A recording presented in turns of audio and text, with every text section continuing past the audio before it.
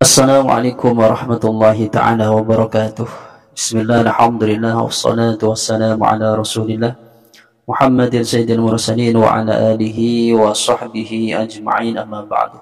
Ikhwanan dan muslimin yang dimuliakan Allah, pada kesempatan kali ini saya akan menanggapi salah satu video ceramah dari salah satu Habi. Kalau tidak keliru, ini ladang dakwahnya di Surabaya. Seperti apa videonya, kita saksikan, kemudian nanti kita akan menanggapinya atau mereaksinya. Makanya Allah Azza wa Jalla, salah satu namanya itu ada yang maknanya bid'ah seperti yang kita katakan tadi. Apa nama Allah yang apa? Di antara Al-Asma'ul Husna, di antara nama-nama Allah itu ada yang akar katanya dari bid'ah.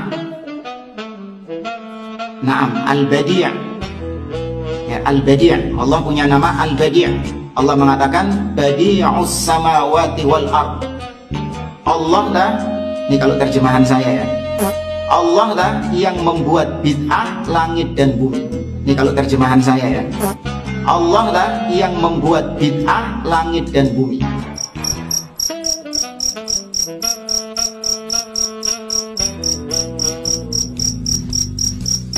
Maksudnya apa? Allah yang membuat bid'ah langit dan bumi, yaitu Allah menciptakan langit dan bumi. Tidak pernah ada yang menciptakan langit dan bumi sebelumnya. Baru Allah yang pertama kali menciptakannya. Kalau kita melihat di dalam video tersebut, salah satu Habi itu kan mengatakan begini, salah satu dari asma'ul husnanya Allah subhanahu wa ta'ala yaitu Al-Badi'. Akar kata atau asal kata dari lafaz atau dari ism Al-Badi' itu adalah dari bid'atun. Apakah memang benar seperti itu? Kalau kita lihat dari, pertama kita lihat dari komus ya. Di komus itu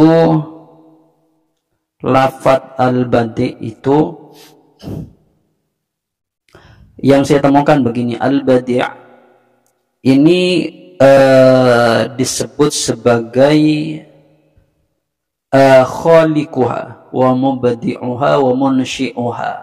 Jadi kalau bahasa kita adalah Allah Ta'ala yang menciptakan, yang mengadakan, yang menumbuhkan, begitu bahasanya, atau yang membangun begitu.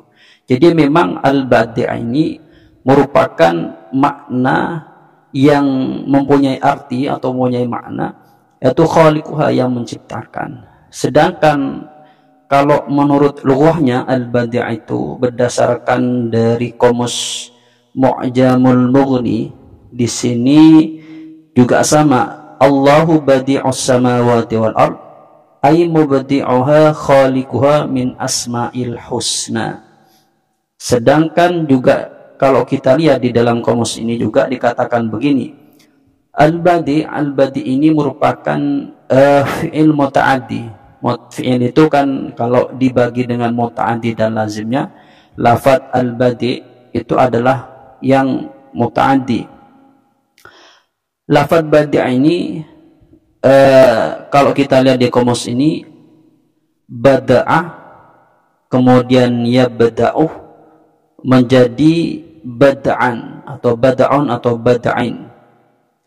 Berarti masdarnya itu bad'an bukan bid'atan. Jadi kalau melihat penjelasan secara ilmu nahwu itu kan begini. Ada sebagian ulama nuhat itu yang mengatakan asal kata dari satu kata itu adalah masdarnya. Ada yang mengatakan asal kata dari sesuatu yaitu fiilnya begitu. Makanya isim jamid itu dikatakan satu lafaz atau satu kalimat yang tidak diambil dari kata apapun begitu.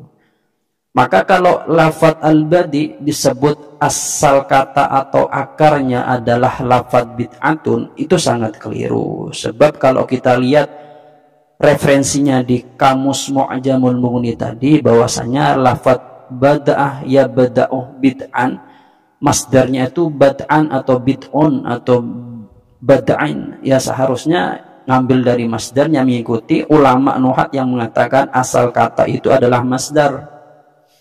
Ada yang mengatakan itu fi'il. Kalau yang mengatakan itu fi'il, disebutkan akar kata atau asal kata itu adalah bid'atun atau masdarnya, maka keliru. Karena bid'atun ini ya bukan masdar, ya bukan fi'il begitu.